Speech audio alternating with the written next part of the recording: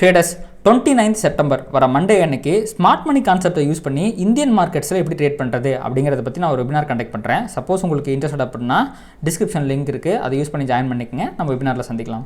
வணக்கம் ட்ரேடர்ஸ். இன்றைக்கி 23/9/2025 செவ்வாய்க்கிழமை அன்னைக்கு நிஃப்டியோட எக்ஸ்பைரி, வீக்லி எக்ஸ்பைரி இன்றைக்கி நிஃப்டி அண்ட் பேங்க் நிஃப்டி பொறுத்து நம்ம மார்க்கெட் ரிவ்யூவை பார்த்துடலாங்க. அதுக்கு முன்னாடி நேற்று யூஎஸ் மார்க்கெட்டில் என்னாச்சு அப்படிங்கிறத நம்ம பார்க்கணும். ஸோ நேற்று பார்த்தீங்கன்னா டவ் ஜோன்ஸ் ஒரு 0.14% பாசிட்டிவாக முடிஞ்சிருக்கு. Another all time high close. S&P 500 பார்த்தீங்கன்னா 0.44% பாசிட்டிவாக முடிஞ்சிருக்கு. விரித்தனமான ஒரு பாசிட்டிவ் கேண்டில் வச்சிருக்கு. Another all time high close. Nasdaq பார்த்தீங்க அப்படின்னா 0.55% பார்த்தீங்கன்னா பாசிட்டிவாக முடிச்சிருக்கு. Another all time high close. 3 இண்டெக்ஸுமே விரித்தனமாக பாசிட்டிவாக முடிச்சிருக்கு. ஆனால் யூஎஸோட விக்ஸ் என்ன பண்ணியிருக்கு, அதுவும் விரித்தனமாக 4% ஏறி இருக்கு. ஏன் தெரியுமா? இதுக்கு இல்லையா சார் ஒரு எண்டு அப்படிங்கிற மாதிரி பயங்கர பாசிட்டிவாக யூஎஸ் மார்க்கெட் ரியாக்ட் பண்ணிக்கிட்டு இருக்குங்க. ப்ராஃபிட் புக்கிங் அப்படிங்கிறது சுத்தமாக வரவே இல்லை. ஓகே, ஒரு நல்ல நியூஸ் வந்துச்சு, மார்க்கெட் மேலே போச்சு. நம்ம நேற்று தான் ஈவினிங் வீடியோவில் பார்த்துருந்தோம். ஒரு ட்ரெண்ட் அப்படிங்கிறது பார்த்தீங்கன்னா it is a combination of green candles and red candles. வெறும் ஒரே கலரில் ஒரு கேண்டில் வந்துச்சுன்னா it is not a trend. So US மார்க்கெட்டில் பார்த்தீங்கன்னா ஒரே கலரில் தான் ரொம்ப நாளாக கேண்டில் வந்துகிட்டு இருக்கு. ஸோ இது ஒரு சின்ன ப்ராஃபிட் புக்கிங். அதுக்கப்புறம் மார்க்கெட் மேலே போயிட்டு இருக்கு. மார்க்கெட்டை இன்னும் மேலே கொண்டு போகிறதுக்கான கேட்டலிஸ்ட் இல்லாமையே ஏதாவது ஒரு விஷயம், இப்போது நம்ம தள்ளினா தானே ஒரு பொருள் நகரும், தள்ளாமையே நகருது. அப்படிங்கும்போது அது நியூட்டன் விதிக்கு ஆப்போசிட் ஆனது.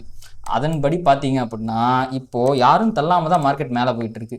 ஸோ டெக்னிக்கலாக சொல்லணும் அப்படின்னா இப்போது யூஎஸ் மார்க்கெட் மேலே போகிறது பார்த்தீங்கன்னா கைண்ட் ஆஃப் மேனிப்புலேஷன் அப்படிங்கிற மாதிரி தாங்க தெரியுது. இது வரைக்கும் ஓகே, இந்த ப்ராஃபிட் புக்கிங் ஓகே, இந்த கேண்டில் கூட ஓகேன்னு வச்சுக்கலாம். இது எல்லாமே ஒரு இன்டியூஸ்மெண்ட் கேண்டில் மாதிரி தெரியுதுங்க எனக்கு. ஸோ இன்றைக்கி பார்த்தீங்கன்னா யூஎஸ் மார்க்கெட்டில் ஒரு மிக முக்கியமான டேட்டா அப்படிங்கிறது வரப்போகுதுங்க. அங்கே மேனுஃபேக்சரிங் பிஎம்ஐ, சர்வீஸ் பிஎம்ஐ, இது ரெண்டும் வரப்போகுது. அதை தாண்டி பார்த்தீங்கன்னா ஜெரம் பவல் வேறு பேச போகிறார். இன்றைக்கி இது 3 ஈவெண்ட்டுமே இருக்குது.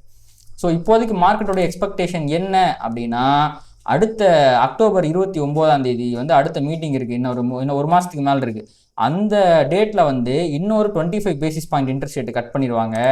அண்ட் அடுத்து டிசம்பர் 10 இன்னொரு 25 பேசிஸ் பாயிண்ட் அப்படின்ட்டு அடுத்த 2 மீட்டிங்லேயுமே 50 பேசிஸ் பாயிண்ட் இன்ட்ரெஸ்ட் ரேட்டை கட் பண்ணிடுவாங்க. அப்படிங்கிற ஜோஷில் தான் இப்போது யூஎஸ் மார்க்கெட் மேலே பறந்துக்கிட்டு இருக்கு. ஆனால் இன்னைக்கு வர டேட்டா அப்படிங்கிறது இந்த விஷயத்தை இன்ஃப்ளூயன்ஸ் பண்ணக்கூடிய ஒரு வல்லமை பெற்றது. ஸோ என்றைக்குமே பார்த்தீங்கன்னா ஸ்டாக் மார்க்கெட் சில டைம் பார்த்தீங்கன்னா பாசிட்டிவ் டேட்டாக்கு நெகட்டிவாக ரியாக்ட் பண்ணிடுவோம். கேட்டால் ப்ராஃபிட் புக்கின்றாங்க. நான் நினச்சேன், அது நடந்துருச்சு, ஆனால் அதுக்கு முன்னாடி ப்ரைஸ் ஏறிடுச்சு, அதன் காரணமாக நாங்கள் ப்ராஃபிட்டை புக் பண்ணிட்டோம் அப்படின்னு சொல்லிடுவாங்க. மேபி இன்னைக்கு வர டேட்டா நெகட்டிவாக வந்தாலும் பாசிட்டிவாக வந்தாலும் மார்க்கெட்டில் ஒரு சிறிய ப்ராஃபிட் புக்கிங்க்கு வாய்ப்பு இருக்குது அப்படிங்கிற மாதிரி நான் எதிர்பார்க்குறேன். யூஎஸ் மார்க்கெட் நடக்குமா அப்படிங்கிறத பொறுத்து இருந்து பார்க்கலாங்க. ஸோ அடுத்து பார்த்தீங்க அப்படின்னா நேற்று என்விடியா ஒரு டாப் கெய்னருங்க. பயங்கரமான ஒரு ஆல் டைம் ஹை பக்கத்தில் ப்ரைஸ் போயிருக்கு. இந்த என்விடியா அப்படிங்கிற ஒத்த ஸ்டாக் தான் பார்த்தீங்கன்னா S&P அண்ட் நாஸ்டாக்கை வெறித்தனமாக மேலே தூக்கிட்டு போயிருக்கு. அதனால தான் டவ் ஜோன்ஸ் அந்த அளவுக்கு பாசிட்டிவாக மேலே க்ளோஸ் வைக்கல. ஏன்னா என்விடியாங்கிறது டவ் ஜோன்ஸில் ஹெவி வெயிட் கிடையாது. ஸோ இன்றைக்கி நைட் யூஎஸ் மார்க்கெட்டில் மிக முக்கியமான ஈவெண்ட் அப்படிங்கிறது இருக்குது. ஸோ அது மார்க்கெட்டை நாளைக்கு நம்ம மார்க்கெட்டை அதிகமாக இன்ஃப்ளூயன்ஸ் பண்ணுறதுக்கும் அதிகப்படியான வாய்ப்புகள் அப்படிங்கிறது இருக்குங்க. அடுத்து பார்த்தீங்க அப்படின்னா நம்ம அப்படியே FIDA டேட்டா பக்கம் போனீங்க அப்படின்னா FI ஒரு 2800 கோடிக்கு செல் பண்ணியிருக்காங்க. அண்ட் DA 2400 கோடிக்கு பை பண்ணியிருக்காங்க. ரொம்ப நாள் கழித்து நான் ஓவரால் ஃபிகர் பார்த்தீங்கன்னா நெட் நெகட்டிவாக இருக்கிறத நான் பார்க்குறேன். வழக்கமாக FI செல் பண்ணுவாங்க, ஆனால் DA அதை தாண்டி 300 கோடி 400 கோடி பை பண்ணிடுவாங்க. இந்த டைம் ஏதோ கணக்கு மிஸ் ஆகி போயிடுச்சுன்னு நினைக்கிறேன். கொஞ்சம் கம்மியாக பை பண்ணிட்டாங்க. ஸோ இது பார்த்தீங்கன்னா பியரிஷான விஷயம் தான். சும்மா வாங்கும்போது 300 கோடி 400 கோடின்னு வாங்குறாங்க, ஆனால் விற்கும் போதெல்லாம் 3000 கோடி 4000 கோடின்னு FI வித்துட்டு இருக்காங்க. கண்டிப்பாக இது பியரிஷான சைன் தாங்க. சரி, ஓகே. அடுத்து நம்ம அப்படியே டெரிவேட்டிவ் டேட்டா பார்த்துட்டு வந்துடலாம். ஸோ முதல்ல ஃபியூச்சர்ஸில் நேற்று லாங் அண்ட் வெயிட்டிங் அப்படின்னு வந்திருக்கு. இது ஒரு பியரி சைன், மைல்டான bearish sign. Change in operating system பார்த்தீங்கன்னா டீசெண்டாக இருக்குது, 1.66%. பட் ஸ்டில் இதை நம்ம பெரிய பியரி சைன் சொல்ல முடியாது, மைல்டான பியரி சைன் தான். ஸோ ஃபியூச்சர்ஸில் ஒரு சின்ன பியரி சைன் தெரியுது. அடுத்து அப்படியே ட்ரெண்டிங் ஓஏ பக்கம், ஆப்ஷன்ஸ் பக்கம் வந்தீங்கன்னா மிகப்பெரிய பியரி சைன் தெரியுதுங்க. ஏன்னா ஒரு கட்டத்தில் பார்த்தீங்கன்னா மார்க்கெட் வெறித்தனமாக கீழே விழுகும்போது இங்கே பாருங்கள் 8.5 கோடி அளவுக்குலாம் போச்சு. ஸோ இன்ட்ராடேலாம் அது அப்படி போகிறது பிரச்சனை கிடையாது. பொசிஷனலாகவே பார்த்தீங்கன்னா அது அப்படி போயிடுச்சு. பொசிஷனலாக தான் பார்த்தீங்கன்னா 11 கோடி, அதாவது இன்ட்ராடேவை தாண்டி பொசிஷனலாக பார்த்தீங்கன்னா இந்த ஃபிகர் அதிகமாக இருந்துச்சு. என்றைக்குமே இன்ட்ராடே ஃபிகர் அதிகமாக இருந்து பொசிஷனல் ஃபிகர் தான் கம்மியாக இருக்கும் நான் பார்த்துருக்கேன். பட் இது பொசிஷனலாகவே கொஞ்சம் அதிகமாக இருக்குது அப்படிங்கிறது மேபி மார்க்கெட் டர்ன் ஓவர் ஆயிருமோ அப்படிங்கிற மாதிரியான ஒரு எண்ணத்தை எனக்குள்ளே ஏற்படுத்துது. இதுவுமே பார்த்தீங்கன்னா கண்டிப்பாக ஒரு பயங்கரமான பியரிஷ் சைன் தான். அடுத்து பார்த்தீங்கன்னா பார்ட்டிசிபென்ட் வைஸ் ஓப்பன் இன்ட்ரெஸ்ட்டுங்க. ஸோ ஃபஸ்ட்டு எஃப்ஐயை பார்த்துருவோம். 11 ஸோ நியூட்ரல் ஆகிட்டாங்க. 9-16 அப்படின்ட்டு புட் ஆப்ஷன் அதிகமாக பை பண்ணி மார்க்கெட் கீழே போனால் எனக்கு ப்ராஃபிட் வருங்கிற மாதிரி ஒரு பொசிஷனை கிரியேட் பண்ணியிருக்காங்க. அடுத்து ப்ராப் ட்ரேடர்ஸ், இதுக்கு முன்னாடி கால் ஆப்ஷனை பை பண்ணவங்க நேற்று வந்து இங்கே நியூட்ரல் ஆகிட்டாங்க. இதுக்கு முன்னாடி வந்து 1% அதிகமாக புட் ஆப்ஷனை பை பண்ணி மார்க்கெட் கீழே போனால் ப்ராஃபிட் வரும்னு இருந்த அவங்களோட பொசிஷன் இப்போது 3% அதிகமாக புட் ஆப்ஷனை பை பண்ணி மார்க்கெட் கீழே போனால் எனக்கு ப்ராஃபிட் வரும் அப்படிங்கிற மாதிரி மாறி இருக்கு. கண்டிப்பாக அது பேரே சைன் தான். ஸோ வீக்லி எக்ஸ்பைரி அப்படிங்கிறது என்றைக்குமே வந்து ப்ராப் ட்ரேடர்ஸ்க்கு சாதகமாக முடியும் அப்படிங்கிறதுனால நேற்று அவங்க பியரிஷ்னஸை இன்க்ரீஸ் பண்ணியிருக்கிறது. இன்றைக்கி ஒரு பெரிய ரீட்ரேஸ்மெண்ட்டுக்கு அவங்க விடமாட்டாங்க, இதை ரெஸ்ட்ரிக்ட் பண்ணுறதுக்கு வாய்ப்பு இருக்குது அப்படிங்கிற டேட்டாவை நம்மளுக்கு சொல்லுது. அடுத்து ரீட்டைல் ட்ரேடர்ஸ் வந்து பார்த்திங்கன்னா 61, 62 இதுக்கு முன்னாடி கால் ஆப்ஷனை செல் பண்ணிருந்தாங்க. நேற்று விழுந்த ஃபாலில் கால் ஆப்ஷனை பை பண்ணி புட் ஆப்ஷனை செல் பண்ணி மார்க்கெட் மேலே போனால் எனக்கு ப்ராஃபிட் அப்படிங்கிற மாதிரியான ஒரு பொசிஷனை இந்த ரீட்டைல் ட்ரேடர்ஸ் வந்து கிரியேட் பண்ணியிருக்காங்க. இப்போது எஃப்ஐ அண்ட் ப்ராப் ட்ரேடர்ஸ் கொஞ்சம் பியரிஷாக அலைன் ஆகிட்டாங்க. ரீட்டைல் ட்ரேடர்ஸ் புல்லிஷாக இருக்கிறாங்க. இன்றைக்கி எக்ஸ்பைரி எப்படி முடியும் அப்படிங்கிறத பார்ப்போங்க. அடுத்து பார்த்தீங்கன்னா எஃப்ஐயோடைய long short ratio. So even தான் மார்க்கெட்டில் ஃபால் வந்தாலும் எஃப்ஐ ஷார்ட் கவரிங் தான் பண்ணியிருக்காங்க. முந்தா நேற்று 12.89 இருந்தது, நேற்று 13.27 அப்படின்ட்டு இன்க்ரீஸ் ஆயிருக்கு. கண்டிப்பாக இது ஒரு பாசிட்டிவான விஷயம் தான், எஃப்ஐ அதிகமாக ஷார்ட் அடிக்காமல் இருக்கிறது. ஓகேங்க. அடுத்து வந்து பார்த்தீங்கன்னா இப்போ கரண்ட்டாக வேர்ல்டு மார்க்கெட் ஃபியூச்சர்ஸ் எப்படி இருக்குன்னு பார்த்துருவோம். யூஎஸ் மார்க்கெட்டில் பெரிய ஜோஷ் இல்லை, ஃப்ளாட்டாக இருக்கிறது. பேரிஷும் கிடையாது, புல்லிஷும் கிடையாது, ஃப்ளாட்டாக இருக்குது. யூரோப்பியன் மார்க்கெட்டும் ஃப்ளாட்டாகத்தான் இருக்கிறது, பெரிய பாசிட்டிவிட்டி அப்படிங்கிறது இல்லை. அப்படியே ஏஷியா பக்கம் வந்தால் நிக்கி இன்னைக்கு லீவ் ஆட் இருக்குங்க, க்ளோஸில் இருக்குது. ஆஸ்திரேலியா ஃப்ளாட்டாக இருக்குது, தைவான் பியரிஷாக இருக்குது, கொரியா ஃப்ளாட்டாக இருக்குது. அப்போது குளோபல் மார்க்கெட் மொத்தம் வந்து பார்த்திங்கன்னா மியூட்டடாக இருக்குங்க, ஒரு ட்ரெண்டே இல்லாமல் ஃப்ளாட்டாக ட்ரெண்ட் ஆகிட்டு இருக்காங்க. கிஃப்ட் நிஃப்டி என்ன பண்ணுறான் அப்படின்னு பார்த்துருவோம். நைட்டு வந்து பார்த்திங்கன்னா ஒரு 10-20 பாயிண்ட் பாசிட்டிவாக தான் இருந்தான். ஸோ இப்போ வந்து பார்த்திங்கன்னா மார்னிங் ஒரு சின்ன செல்லிங் ப்ரெஷர் வருதாட்டு இருக்குது. ஓகே, இப்போதைக்கு வந்து பார்த்திங்கன்னா ஒரு 26 பாயிண்ட்டுக்கு பக்கமாக பியரிஷாக இருக்குது. அண்ட் அந்த பியரிஷ்னஸ் வந்து லைட்டாக இன்க்ரீஸ் ஆகிட்டே இருக்குது. ஓகே, நம்ம ஒரு மைல்டு பியரிஷாக இருக்குது அப்படின்னு எடுத்துக்கலாம், மிகப்பெரிய பியரிஷ்னஸ் எதுவுமே கிடையாதுங்க. ஓகே, அப்போது GIFT Nifty gap down indicate பண்ணிக்கிட்டு இருக்குது. நம்ம மார்க்கெட்டுமே கேப் டவுனில் ஓப்பன் ஆகிறதுக்கு வாய்ப்பு இருக்குது. சரி, ஓகே. அடுத்து அப்படியே நம்ம இந்த பக்கம் வந்து நிஃப்டியோட பயாஸை பார்ப்போம். ஸோ ஒரு ஸ்விங் பாயிண்ட் அப்படிங்கிறது நிஃப்டியில் வந்துருந்துச்சு. இது ஒரு பியரிஷ் சைன் ஃபாலோட் பை இந்த கேண்டிலுக்கு கீழே இந்த கேண்டில் வந்து க்ளோஸ் வச்சிருக்கு. இதுவுமே வந்து பார்த்திங்கன்னா பியரிஷ் சைன் தான். ஃபேர் வேல்யூ கேப்பை பொறுத்த வரைக்கும் இந்த இடத்துல ஒரு புல்லிஷ் ஃபேர் வேல்யூ கேப் இருக்குது. என்றைக்குமே ஃபேர் வேல்யூ கேப்புக்கு பக்கத்தில் இந்த மாதிரி வரும்போதே நம்ம ட்ரெண்டுக்கு ஆப்போசிட்டில் யோசிக்கணும். பட் இந்த ஃபேர் வேல்யூ கேப் வந்து ஒரு ஃபேக்கான ஃபேர் வேல்யூ கேப் அப்படிங்கிறதுனால இதை நம்ம விட்டுறலாம். இன்றைக்கி ட்ரெண்டு அண்ட் பயாஸ் அப்படிங்கிறது ட்ரெண்டுன்ட்ட பாருங்க, பயாஸ் அப்படிங்கிறது பியரிஷான ஒரு பயாஸ் தான். மார்க்கெட் ஸ்ட்ரக்சர் எனப்படுகின்ற எஸ்எம்சி கான்செப்டில் இருக்க மார்க்கெட் ஸ்ட்ரக்சர் அப்படிங்கிறது நம்மளுக்கு சொல்லுது. ஓகே, அடுத்து அப்படியே நம்ம வந்து நிஃப்டி பக்கம் வந்துடுவோம். முதல்ல சிபிஆர் பக்கம் வந்துடுவோம். ஸோ இதுதான் வந்து பார்த்திங்கன்னா நேற்று ஃபார்ம் ஆன CPR.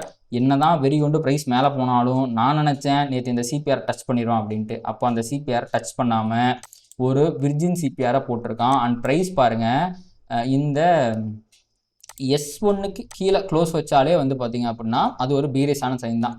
Virgin CPR plus price வந்து S1 அண்ட் ப்ரீவியஸ்லி கீழே க்ளோஸ் வைக்குது அப்படின்னால பொசிஷனலாகவே ஒரு பிகரிஸ் ட்ரெண்டுக்கான பிகினிங் தான் இது அப்படிங்கிறதா வந்து இண்டிகேஷன். ஸோ அது S2க்கு கீழே க்ளோஸ் வச்சிருக்கு அப்படிங்கிறதுனால கண்டிப்பாக நம்ம இதை வந்து ஒரு பியரி சைனாக தாங்க எடுத்துக்கணும். பட் அதே சமயத்தில் கீழேயுமே விர்ஜின் சிபிஆர் அப்படிங்கிறது இருக்குது. நேற்று அது டிஃபெண்ட் ஆகிருக்கு. ஆனால் காலையிலேயே இது ஒருக்கா டிஃபெண்ட் ஆகிட்டு திருப்பி அதை தாண்டி க்ளோஸ் வச்சிருச்சு அப்படிங்கிறதுனால இதுக்கு எந்த அளவுக்கு பவர் இருக்கும் அப்படின்னு நமக்கு தெரியாது. ஏன்னா விர்ஜின் சிபிஆர்லாம் வந்து பார்த்திங்கன்னா அதுக்கான பவர் அப்படிங்கிறது ஒரு டைம் டச் பண்ணும்போது தான் இருக்கும், திருப்பி டச் பண்ணும்போது இருக்காது. அதாவது மார்னிங் இங்கே பையர்ஸ் டிஃபெண்ட் பண்ணி ப்ரைஸை மேலே கொண்டு போயிட்டாங்க அப்படின்னா இந்த இடத்துலையே அவங்க சக்தியை பிரயோகப்படுத்திட்டாங்க. திருப்பியும் அதை தாண்டி கீழே போகுதுன்னா இந்த சக்தியை பிரயோகப்படுத்தினவங்க இந்த இடத்துல வலு விழுந்துட்டாங்க அப்படின்னு அர்த்தம். ஸோ அவங்க கிவ் அப் பண்ணிட்டாங்க அப்படின்னு அர்த்தம். மார்க்கெட்டில் பெரிய ஃபால் வந்ததுனால, அதுவும் உங்களுக்கு எண்ட் ஆஃப் டேல வந்ததுனால பெருசாக கீழே விழுவாமல் ப்ராஃபிட் புக்கிங்கில் மேலே போயிருக்கே ஒழிய இதை அவங்க டிஃபெண்ட் பண்ணிட்டாங்க அப்படின்னு கண்டிப்பாக நம்மளால் சொல்ல முடியலைங்க. பட் ஸ்டில் ப்ரைஸ் மேலே தான் இருக்குது. ஸோ இந்த ப்ரீவியஸ் டே லோ அப்படிங்கிறத தாண்டிச்சுன்னா ஃபர்தராக நம்ம இதை உறுதிப்படுத்திடலாம். ஃபர்தராக மார்க்கெட் கீழே விழுறதுக்கு நிறைய வாய்ப்பு இருக்குது அப்படின்ட்டு. ஸோ இன்றைக்கிற்கான சிபிஆர் வந்து பார்த்திங்கன்னா பெரிய வைடு சிபிஆராக நிஃப்டியில் ஃபார்ம் ஆகலைங்க, ஒரு டிசெண்டிங் மீடியம் சிபிஆர் அப்படிங்கிறதான் ஃபார்ம் ஆகிருக்கு. இது நம்மளுக்கு சொல்கிற செய்தி என்ன அப்படின்னா மார்க்கெட்டோடைய ட்ரெண்டுங்கிறது இப்போது புல்லிஷாக இருந்து பியரிஷாக மாறிடுச்சு. இங்கேயே பாருங்கள், இது வந்து அசெண்டிங் சிபிஆர், அது வந்து ஒரு பை ஆன் டிப்பில் இருக்குன்னு அர்த்தம். அடுத்து இங்கேயே டிசெண்டிங் சிபிஆர் வந்துருச்சு. இதுவே செல் அண்ட் ரைஸ்க்கான இண்டிகேஷன் தான். அண்ட் ஃபர்தராக அந்த செல் அண்ட் ரைஸ் வரும்போது மார்க்கெட்டு இங்கே பாருங்கள், செல் அண்ட் ரைஸ்னால் இதுதான் ரைஸ் ஆனால் செல் பண்ணி மார்க்கெட் கீழே போயிடும். அது கீழே போயிடுச்சு நேற்று.